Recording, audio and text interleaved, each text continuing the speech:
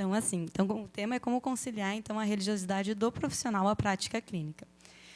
Então, inicialmente eu pensei assim, o que nos impede de conciliar a nossa prática clínica com a religiosidade? E um pouquinho eu refleti a respeito e coloquei então para vocês algumas coisas que eu, enfim, acabo estudando, lendo, me informando assim desses grupos que eu participo. Aí depois então migrei para uma questão então assim, como realmente, né, integrar isso na prática do ponto de vista pessoal, eu como profissional, e depois como fazer isso do ponto de vista do paciente. Então, a primeira questão, né, que eu fiquei me refletindo, e eu acho que é um dos empecilhos, é que existe, de certa forma, um mito, né, de que ciência e religião não se dão bem, de que essas duas coisas não deveriam andar junto, né, que elas estão em batalha, em luta há muito tempo. Né. Quem fala sobre isso muito bem, né, é o Dr. Alexander, que é o professor lá da Universidade Federal de Juiz de Fora. Né, ele tem alguns vídeos no YouTube que eu sugiro muito que vocês vejam, que são 5 mitos, né, que ele fala sobre esse debate, então, religião e ciência. São vídeos curtinhos, assim, vídeos de 5, 6 minutinhos, bem rapidinhos de ver, e eu acho bem interessantes, mas principalmente no mito 3, ali onde ele coloca assim, eterno conflito entre ciência e religião. Ele vai dar alguns dados que eu acho bem interessante, que fazem a gente refletir. Será mesmo que ciência e religião não se conversam, né? Será mesmo que, de fato, eles vivem em guerra e que a gente não deveria abordar isso na academia ou, né, enfim, dentro do centro espírita, por exemplo? E uma das coisas que ele traz e que a gente reflete é que, por exemplo, né, as universidades, se a gente pensar, inicialmente, são projetos da própria religião. Quem funda muitas das universidades mais famosas e antigas do mundo, é a religião. Né? Outra questão importante que ele coloca é que muitas coisas que a gente, às vezes, ouve falar, né, sobre cientistas que foram queimados por causa das suas ideias científicas, né, que isso, de fato, não ocorreu. E que muitos deles, inclusive, se a gente pensar em Descartes, pensar em Newton, pensar em Copérnico, muitos deles entendiam que o trabalho, né, do ponto de vista científico, era desvendar o que Deus, a obra de Deus, o que Deus tinha construído. Eles mesmos se diziam espiritualizados ou religiosos. Né? E também uma coisa que eu não sabia, né, que a teoria do Big Bang foi desenvolvida por um religioso, por um padre. Né? Isso eu também não sabia. Né? Vamos brisar. Então, aí já começa a desvendar um pouquinho esse mito de que ciência e religião não se conversam. Né? Aí tem um historiador da ciência americano, que é o Ronald Numbers, que ele tem um livro que é interessante, que é Galileu foi para a prisão. Né? E, enfim, vendo também entrevistas dele, ele diz assim, que o maior dos mitos é que, ao longo da história, ciência e religião têm estado sempre em oposição. Então, ele coloca que esse é o maior dos mitos da religiosidade e da ciência não andarem juntos. E que houve conflitos. Claro que houve conflitos, mas também houve muita cooperação e apoio. Né? Muitas pessoas gostam de dizer assim, muitas das guerras, né, quantas pessoas se mataram em nome da religião, mas quantas pessoas também sofreram em nome da ciência. Né? Hitler se usou de uma base científica, né, para justificar o Holocausto. Então, não é a religião que mata, não é a ciência que mata. Acho que isso ainda é fruto da nossa imperfeição como seres humanos. Né? Então, são argumentos que são falhos assim, na sua essência, se a gente pensar. Não. Então, a ideia assim, que eu tenho é que, além dessa ideia, então, de que ciência e religião não se conversam, e que isso é uma das dificuldades que a gente tem de enfrentar quando a gente quer integrar a religiosidade dentro da prática em saúde, é que também eu acho que há dentro da academia a ideia de que o materialismo é a verdade e de que quem pensa diferente sofre de uma neurose coletiva. Né, ou de uma limitação cognitiva. São coisas, às vezes, que a gente ouve dentro da academia. Não sei se vocês já se depararam com algum desse tipo de preconceito, de ideia. Assim. Vocês se identificam com isso, né? Só acho que é interessante a gente entender assim que ciência não é a mesma coisa que materialismo, né? A ciência é um método através do qual a gente investiga o universo, e que o materialismo ele é uma hipótese, né? Uma hipótese a ser testada também, assim como o não materialismo, enfim, as coisas, outras hipóteses que a gente queira pensar, né? Então, acho que talvez assim, claro que o Freud tem os seus créditos, né? Mas eu acho que nessa questão da religiosidade, e daí, claro, eu venho de um contexto de saúde mental, onde a gente sofre muita influência por ele, né? Ele vai abordar as questões de religiosidade nesses 4 livros assim principais dele, que é o Totem e Tabu, O Futuro de uma Ilusão e Mal-Estar na Cultura e o Moisés e o Monoteísmo.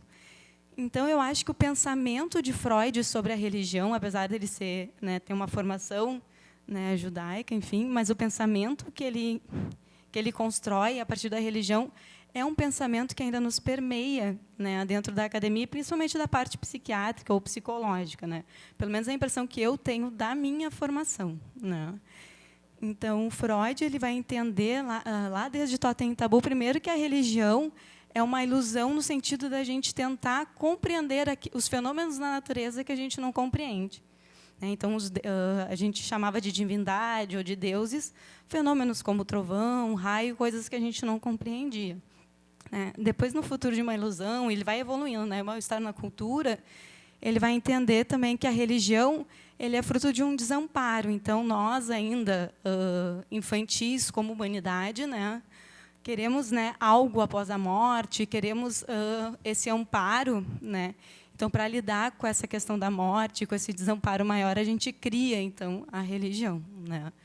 E depois também vai entender que a religião surge como uma forma da gente lidar com os impulsos que são reprimidos a partir do processo civilizatório, né? Então, assim, resumindo, ele entende que a religião ela é uma ilusão para a gente lidar com processos como seres humanos ainda infantis e imaturos, né? Só que, se a gente pensar, a ideia parece que não, mas a ideia em pesquisas é de que a religiosidade, a filiação religiosa, a espiritualidade está aumentando no mundo e não diminuindo à medida que a humanidade vai progredindo, né? A outra questão também ali, então, é um argumento ali, né, de que seria uma neurose obsessiva ou de que seria questões associadas a dificuldades emocionais ou a dificuldade de inteligência, né? Eu não vou falar aqui para você sobre todos os estudos que tem, né, falando sobre a associação entre religião e saúde mental, né? A pessoa que mais fez isso é esse professor aqui, que é o Harold Koenig, né? Ele tem 2 livros sobre a religião e saúde. Um livro que esse aqui é o primeiro, acho. Não está em ordem. Então, um livro que ele vai fazer o apanhado de todos os estudos, como se fizesse uma revisão sistemática de todos os estudos até 2000 e depois de 2000 a 2010, né? E a grande maioria dos estudos, mais de 80%, se eu não me engano, demonstram relações positivas entre saúde ou saúde mental e religiosidade. Então, aqui, também um artigo ali do professor Alexander Moreira, só para mostrar para vocês assim, que está bem claro, né, que a maioria dos estudos demonstram relações positivas entre saúde mental, né, e daí do tipo, desde satisfação na vida, felicidade, afeto positivo, questões, né, de moral, depressão, pensamentos suicídios, né, comportamentos de abuso de droga, comportamentos e transtornos, e comportamentos também suicida e religiosidade, né? Então, a religiosidade é um fator de proteção contra a depressão, contra a ansiedade, contra pensamentos e comportamentos suicidas e uso e abuso de substâncias, né? E também está associada a desfechos positivos em saúde. Isso é bem claro, né? Até assim nos congressos, enfim, o que se fala assim, nós já temos dados suficientes, não se precisa mais fazer estudos para provar isso aqui, né? A gente está perdendo dinheiro e tempo ainda tentando provar isso que já está bem provado. E esse aqui, eu botei os rostinhos aqui, que eu imaginei que ia ter alguns alunos, né? Porque eu acho legal quando a gente olha para o professor que pesquisou e a gente começa a se identificar e parece humanizar as pessoas, né? Esse aqui é o professor Tyler Vanderville, né? Ele é professor de epidemiologia da Universidade de Harvard, né? E ele, então, tem um estudo muito importante que eles acompanharam enfermeiras, né, ao longo de 10 ou 20 anos, se eu não me engano, agora não vou lembrar a quantidade de anos perfeitamente, e observaram comportamento suicida nessas enfermeiras. E a religiosidade, frequentar uma religião uma vez por semana, foi o fator que mais protegeu contra suicídio, né? Então, assim, as pessoas que frequentavam pelo menos uma vez por semana a religião tinham 84% menos chance de se matarem. A gente não conhece em saúde mental nenhum fator protetor tão grande para suicídio quanto religiosidade. E ninguém fala sobre isso dentro, pelo menos na minha formação de saúde mental, ninguém falou sobre isso, né? E, enfim, então ele mesmo fala assim, né, puxando para a nossa palestra de hoje, ele não entende a gente se questionar, devemos ou não abordar religiosidade, conversar sobre religiosidade com os pacientes. Ele fala assim, com esse nível de dados que nós temos hoje, um professor de epidemiologia falando, é antiético nós não abordarmos isso com os pacientes no nosso consultório. Acho que tem a minha percepção da prática e a percepção até também baseada em evidência, isso, né? Os pacientes querem falar sobre isso, eles se sentem mais bem acolhidos quando a gente conversa sobre isso, né? E a orientação é que a gente investe, porque assim, se a gente pensar em termos populacionais, frequentar uma religião é uma das atividades que nós, como população, mais fazemos, né? Então, nós nos consultórios nós vamos conversar sobre hábitos alimentares, sobre atividade física, né, sobre o dia a dia da pessoa, como é que é. E por que nós não vamos perguntar sobre uma atividade que é tão importante na vida das pessoas, né? Então, em geral, o que eu percebo, pelo menos eu não tenho nenhuma experiência negativa sobre isso, de eu perguntar, questionar de uma forma aberta e ser mal recebida, assim, esse questionamento. Eu não, pessoalmente, graças a Deus, não tenho nenhuma experiência. Tá. E só para aquela questão do nível de QI e religiosidade, né? Então, assim, alguns estudos tentam fazer essa relação, né? E aqui um estudo brasileiro que não encontra, né, relação entre nível educacional e religiosidade. Então, também aquele argumento que isso é fruto de ignorância, de desconhecimento, né? Enfim, também fica meio no ar, assim, né? Outro empecilho que eu vejo, então, assim, além né, desse mito que tem socialmente de que ciência e religião não se conversam, né, dessa ideia que se criou que ter uma religião é algo ilusório, é algo de quem não tem um crescimento emocional, é algo de quem tem uma limitação cognitiva, a gente também percebe que uma das outras barreiras é que nós, profissionais da saúde, temos menos religiosidade do que a população em geral. Isso também acaba se tornando uma barreira. Então, só para vocês terem uma noção, né, no Brasil, 5% dos brasileiros declaram não ter religião, ou seja, 95% dos brasileiros têm alguma religião. E 83% consideram a religião muito importante, é muito importante em suas vidas. E aqui tem um estudo também brasileiro com psiquiatras. Então, é 95% da população brasileira contra, mais ou menos, se a gente pensar, 68% dos psiquiatras têm religião. Já é um número maior do que eu imaginava, perto do que eu convivo. Assim, acho que muitas pessoas acabam não revelando pelo preconceito que ainda se tem, né? Mas é uma discrepância muito grande, né? 95% da população em geral e 68% dos psiquiatras terem religião, né? No entanto, né, os pacientes querem falar sobre isso. Isso também é constatado em estudos, né? 53% nesse estudo aqui, 53% dos pacientes acham que era importante conversar sobre religiosidade e espiritualidade no contexto geral de saúde. E, em relação à psiquiatria, 24% dos indivíduos procuram o seu psiquiatra pela sua religião, sabendo se ele é aberto ou não para essas questões religiosas, né? E daí tem o contraste que só 17% dos pacientes se sentem atendidos, né, dentro desse âmbito. Então, os pacientes se sentem mais bem atendidos quando a gente aborda a religiosidade e a espiritualidade. Daí que tem uma frase de um outro pesquisador também importante para a área, que é o Parkman, que ele vai falar, né, que além da avaliação, tu coletar a história espiritual do paciente tem implicações terapêuticas, né? Porque tu está colocando para o paciente que tu está aberto para aquilo, que tu está preocupado com ele como um todo. Você não está preocupado só com o aspecto específico daquele indivíduo, né? E então tem um impacto importante na satisfação com o atendimento, né? E também, possivelmente, o paciente fica mais vinculado ao profissional, adere mais ao tratamento e também então vai ter melhor eficácia nos desfechos também que a gente vai analisar.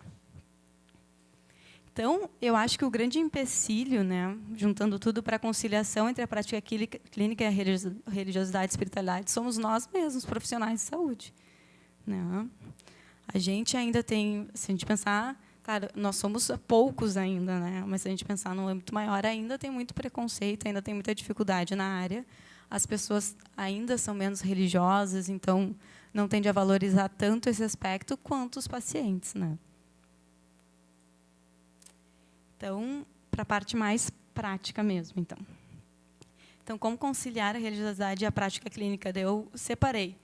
Porque eu fiquei em dúvida mesmo na palestra, mas eu achei interessante abordar os dois lados. É algo mais em relação ao paciente ou em relação a nós mesmos, né?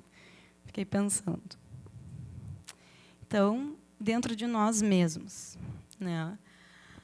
A primeira coisa, aí eu fiz aí não tem nada baseado em estudos nem nada, fiz uma reflexão mais dentro de mim, assim, né? Eu acho que a primeira questão importante é a gente fazer parte de um grupo que estude religiosidade e espiritualidade, né?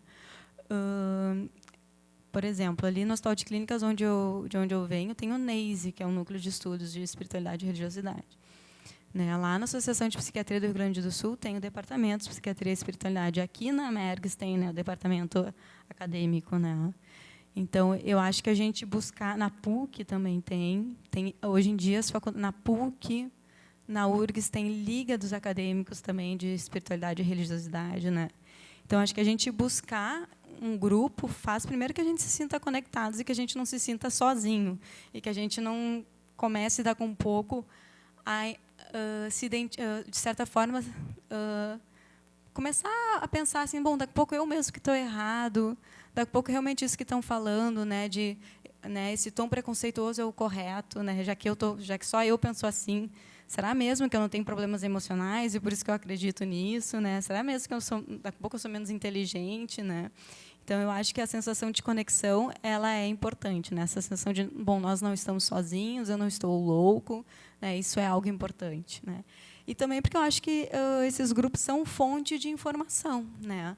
Até para que a gente possa ter um debate sério com colegas, um debate não montado em cima de preconceitos, em cima de ideias vagas, né? Então, quando a gente participa de grupos, a gente vai se informar, ter uma boa bibliografia, ter boas referências, para que a gente também possa conversar com os colegas. Afinal de contas, não é um profissional religioso que tem que abordar a religiosidade com o paciente, né? Por exemplo, eu posso ser uma pessoa que se alimenta mal, mas eu vou ter que conversar sobre alimentação com o meu paciente, dependendo do caso, né? Eu posso não praticar exercício físico, mas eu vou ter que conversar sobre isso, né? Então, eu vou ter que conversar sobre várias coisas, mesmo sem eu seguir aquilo, né? Porque eu estou ali pensando no paciente. Tem até um estudo que é interessante.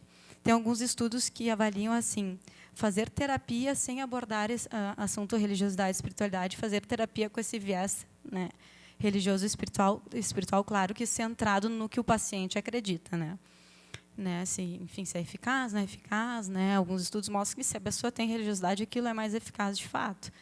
Mas é interessante um estudo que mostra que o terapeuta não precisa ser religioso. Ele consegue ser eficaz mesmo sem ter religião, né? Então, isso eu acho que é importante, porque, pelo menos eu penso, na prática clínica, ela é um pouco assim. Muitas vezes eu estou orientando o paciente, estou conversando sobre aspectos que não dizem muito respeito à minha vida ou a questões que eu passei, né, situações, né, que eu enfrento, né, mas eu preciso entender o mundo do paciente para poder ajudá-lo. Então, acho que esse estudo faz bastante sentido, assim.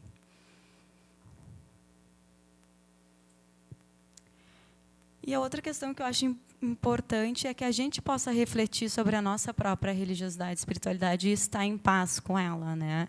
Eu entender qual é o papel da religião e da espiritualidade na minha vida, né? e poder integrar isso também na prática do dia a dia. Eu acho que isso é muito importante, a gente estar em paz com esse aspecto nosso, para que a gente possa sobreviver no meio que ainda é um pouquinho, eu diria, cada vez menos, mas eu acho que ainda é um pouquinho hostil, né, para essa abordagem. Então, com o paciente. Tá?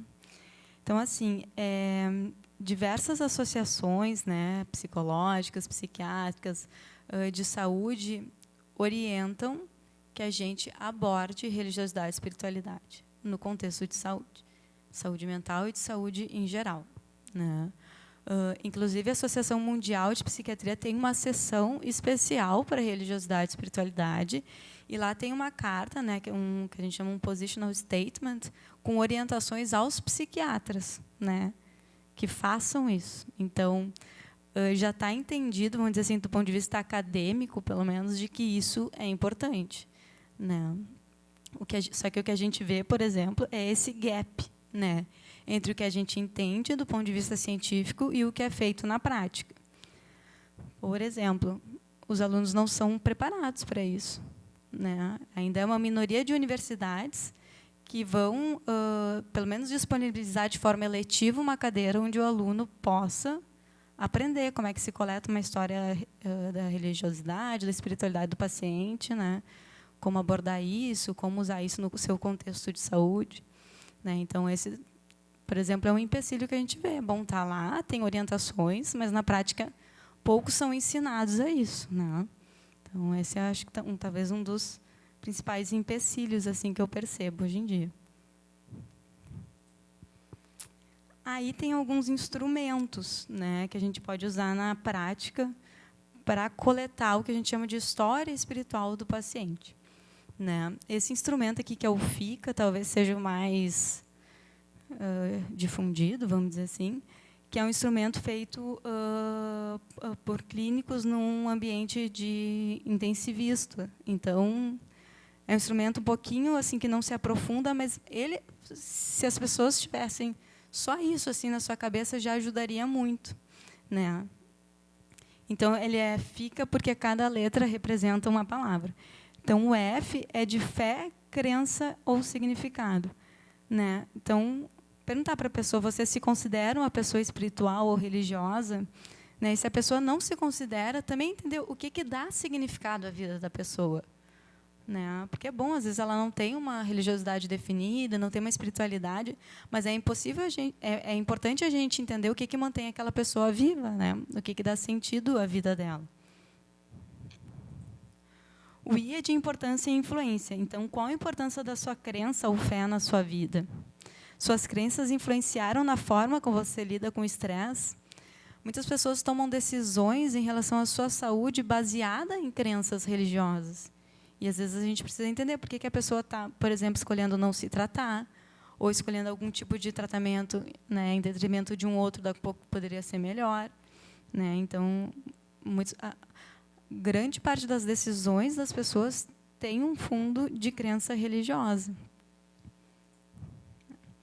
Também entender a comunidade, você faz parte de uma comunidade espiritual ou religiosa, né? Isso te dá suporte. Muitas vezes as pessoas trazem sofrimentos, né, porque se desentenderam com seus líderes religiosos, porque se frustraram com algum aspecto dentro da sua religião, dentro da sua comunidade, ou porque se sentem abandonados por Deus, brigaram com Deus, né? Então, a gente entender o sofrimento é importante. E também a ação no cuidado, né? Como eu posso introduzir essas crenças do paciente no cuidado em saúde dele? Né? Muitas vezes o paciente internado, por exemplo, a gente pode solicitar o serviço de capelania do hospital, né, para que um líder religioso, né, compatível com a religião do paciente, sempre, né? Às vezes os pacientes até não se importam que sejam outra religião, mas sempre priorizando o que o paciente quer, né? Para que ele possa, então, ser assistido, né, conversar, enfim, tentar pensar como a gente pode introduzir isso no tratamento do paciente. A capelania é um exemplo bem claro. Né? E tem essa outra também revisão também do professor Alexander, que dá um instrumento um pouquinho mais aprofundado, e daí acho mais para profissionais da área psicológica daí. acho bem interessante, né? E eu não trouxe aqui o instrumento todo em detalhes, mas ele é um pouquinho mais aprofundado que o FICA, mas também não foge muito disso, mas traz algumas coisas que eu acho importante, assim, que eu acabei só pincelando. Primeiro, a gente entender o estilo que a gente chama de coping religioso do paciente, né? Muitas pessoas fazem uso daquilo que a gente chama de coping negativo, né? Que o coping é a forma como as pessoas lidam com o estresse, né? Então, eu vou lidar com aquilo de uma forma usando uma crença minha de uma forma distorcida e negativa, do tipo, estou passando por isso agora porque Deus está me punindo, né? Ao invés de, bom, Deus é bondoso, Deus é pai, né? E se eu estou passando por isso agora é porque eu preciso aprender, eu preciso crescer. Coisas mais sutis, do tipo assim, eu vou deixar isso nas mãos de Deus e eu não faço a minha parte. Isso também é uma forma de coping negativo, né? Então, de eu usar então, a crença religiosa de uma forma distorcida e que vai me prejudicar, né? Outra questão importante é entender a fonte do sofrimento espiritual também. As decisões eu já falei, por isso que eu pulei. Muitos pacientes têm sofrimento com as questões religiosas e espirituais, né? Então, pessoas que acham que só porque estão passando por aquele sofrimento, isso significa que Deus as abandonou, né? Ou, por exemplo, uma pessoa que resolve, sei lá, aos seus 40 anos, já enfrentei isso, por exemplo, se tornar espírita, começa a estudar, entender, e lembra que lá aos 20 anos fez um aborto, por exemplo. Né? Então, ela vai brigar com essa questão se ela começar a se aprofundar um pouco. Né? Então, ou às vezes coisas muito pequenininhas do dia a dia que a gente ainda talvez sofre pela nossa natureza ainda humana mais rude, né? Coisas que a gente, por exemplo, às vezes os pacientes sofrem por ter pensamentos negativos, né? E entendem que, por exemplo, dentro da doutrina espírita, a gente entende a importância do pensamento, né? Mas também a gente entende que a gente ainda não domina eles completamente. Né? Então, às vezes, os sofrimentos podem ser desde coisas muito pequenininhas, né? Que parecem, né? De ter pensamentos ainda ruins, pensamentos agressivos contra os outros, até questões maiores, né? De se sentir realmente abandonados por Deus, ou de ter conflitos com líderes também religiosos, enfim, isso que eu já falei. Então, entender o sofrimento é importante, né? Entender experiências espirituais, eu acho que isso também é um diferencial nosso. Quando a gente abre, né, isso para o paciente, muitos pacientes eles omitem isso dos médicos, né? Se eles têm alguma experiência, pode ser uma experiência mediúnica, ou às vezes não precisa nem ser assim, uma experiência que a gente chama anômala, um sonho importante, né? Alguma sensação, enfim, eles omitem isso, né? Do médico, e eu acho que na terapia isso causa mais danos ainda, né? Porque a gente pode usar isso para trabalhar e crescer juntos, né? Então, é bem frequente os pacientes esconderem isso dos seus terapeutas, né? Também entender como é que foi o desenvolvimento da religiosidade e espiritualidade desse paciente, entender a história, o envolvimento desde a infância, assim como a gente faz com quase tudo que a gente dentro do setting psicoterapêutico, né? Entender como é que foi o processo de desenvolvimento daquele indivíduo, né? Os conflitos a gente já falou, e as crenças religiosas em geral, né, do paciente. Isso é muito importante a gente tomar cuidado, porque muitas vezes a gente acha, e principalmente se a gente é também da mesma religião do paciente, a gente acha que porque o paciente é católico, ele pensa de um jeito, se ele é evangélico, ele pensa de outro jeito, né? Se é espírita, bom, espírita eu também sou, então pensa de tal jeito. A gente tem que entender como é que é o jeito que realmente o paciente entende a sua religião, né, o que está escrito, né, e não encaixá-los em caixinhas assim, e já tentar predizer o comportamento e os pensamentos só porque se diz de tal filiação religiosa. E, no Brasil, isso é mais frequente ainda, né?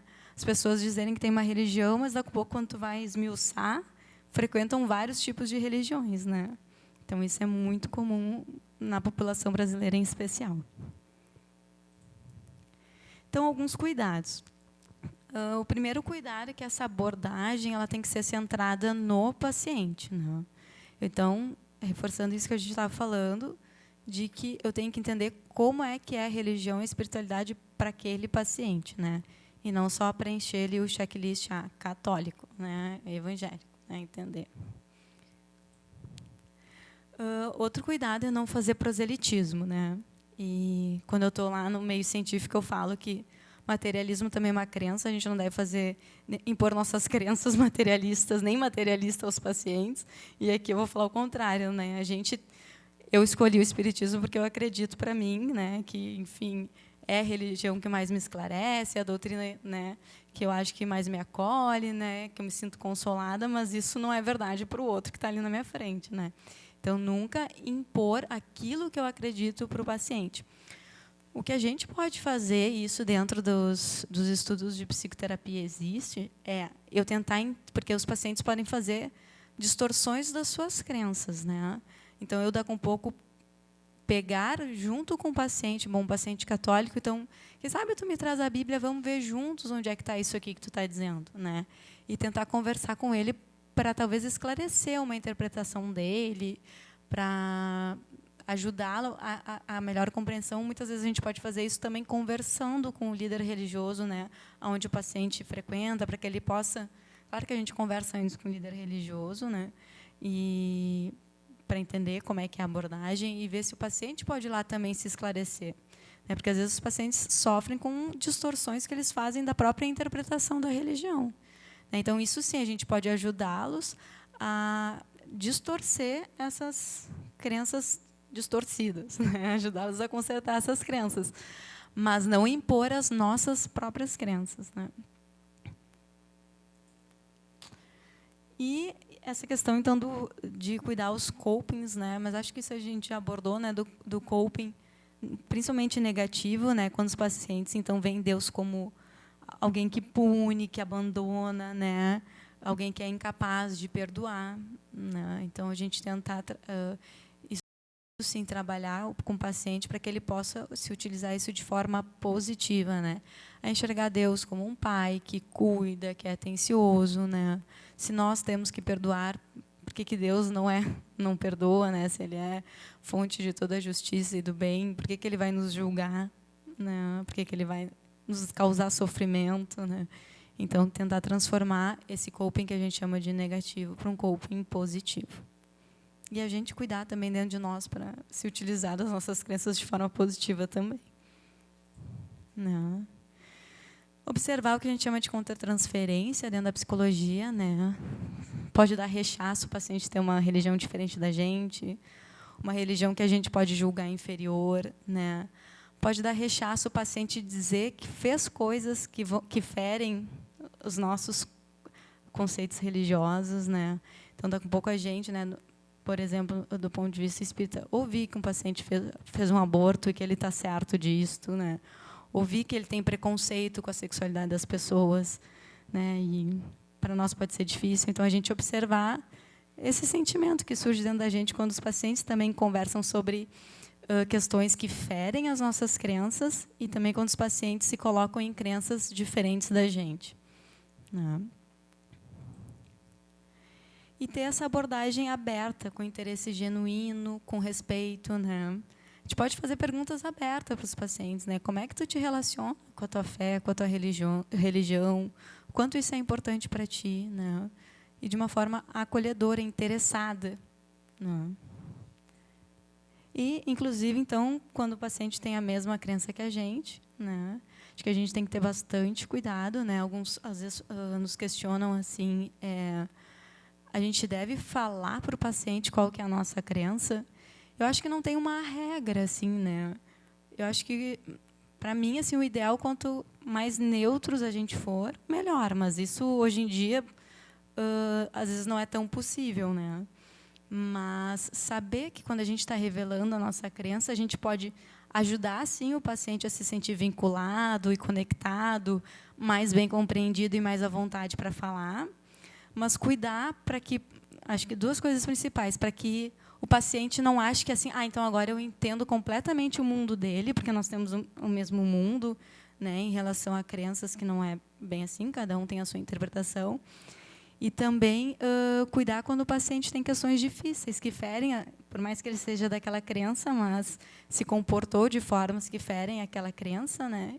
E quer nos relatar. Talvez isso possa ser, na verdade, uma barreira, ao invés de né, um auxílio. Então, acho que, eu diria que, em geral, não, mas que depende de paciente para paciente, para que a gente possa pensar em qual que é a intenção, né, de revelar a nossa crença naquele momento. Tá? Acho que era isso, então, que eu tinha para conversar.